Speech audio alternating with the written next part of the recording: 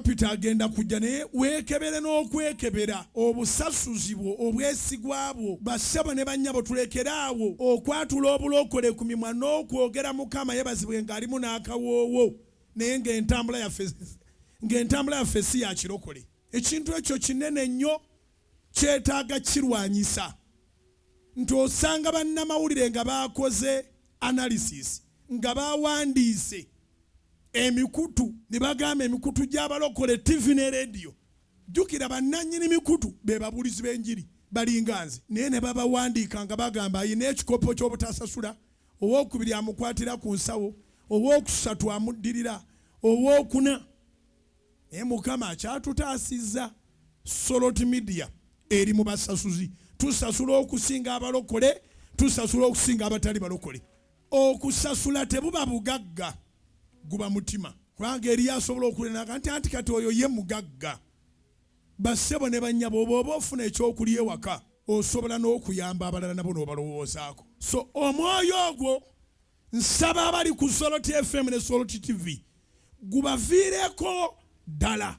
Ekimu ku bijja okuyamba okuva mu kapito omutono nga tolina ky'otunze: integrity, obwesigwa, obwesimbu, obuntu bulamu. Sasula ne bw'oba ogenda kusula njala sasula. Itewo omugagga eyakuwadde emmaali omuwe ssente ze oddeyeeko osula enjala. Nywa amazzi, vumba mukalu. Enkya oddeyo omugamba ensaba kunnyongera emmaali. Agenda kuwa. Bw'osasula ku koota nga bakutwala ku haafu. Bw'osasula ku haafu nga bakutwala ku dazini. Bw'osasula ku dazini nga bakutwala ku koota ya katoni. Bw'osasula ku koota ya katoni nga bakutwala ku haafu katoni. Bw'osasula haafu katoni nga bakutwala ku boxi ku katoni namba. Bw'ogenda bode kivaamu nga batandikuga naye bw'oba olina ekifo ezo boxi zonna zitwale.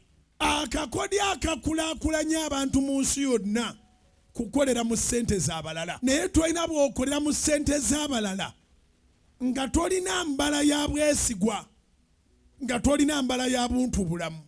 Buuza bonna abagenda e China emali si yaabwe. Bw'olaba nga baalemera wansi naye nga buli kaseera agenda e China, ekitegeeza bwe bamuwola ng'akyusa akabuga ng'agenda mu kabuga akalala. Naye omuntu addayo we bamuwa emmaali batuuka ekiseera nga bamugamba eyo gitwale.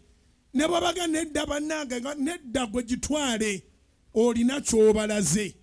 Let us walk the talk. If you confess that you are saved, be saved even in your actions. Bw'oba oli mulokole, bw'obanga ate Uganda en'omukisa abantu bonna batya Katonda, naye tumutya ne mu bikolwa kye twatula kibeere ne evidence. It's better to show the evidence of who you are than confessing. Nze ndowooza kinyuma nnyo obutatugamba nti oli mulokole n'okola ebyekirokole. Ffe ne tukugamba ne bw'onootulimba oli mulokole. So kapito waali abantu betutudde nabo bonna kapito, naye nze nakola kalisaaki kange akatono. Nammwe bannamungi b'omuntu abatudde ku Kanani, omuntu bw'akuwola ng'okyusa ekifo, abalala temukyabuuzigana. So tuyige obuntu bulamu.